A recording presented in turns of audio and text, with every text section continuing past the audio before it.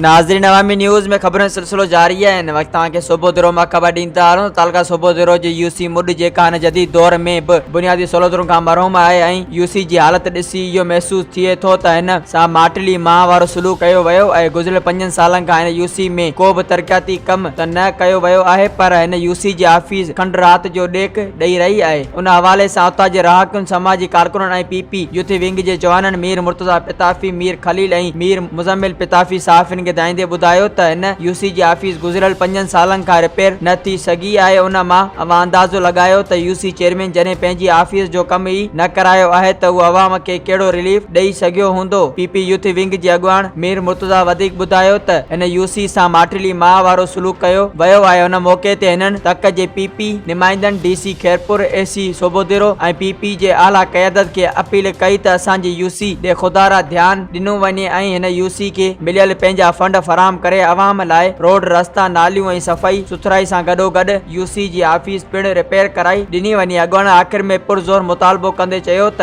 असां पंहिंजे पीपी जी क़यादत खे अपील था कयूं त असां यूसी जे मसइलनि ते तकिड़ो एक्शन खणी असां कारकुननि मां बेचैनी ख़त्म कई वञे। मज़ीद खबरों और तफसीलात के लिए विजिट करें हमारी वेबसाइट www.awamiNewsHD.com।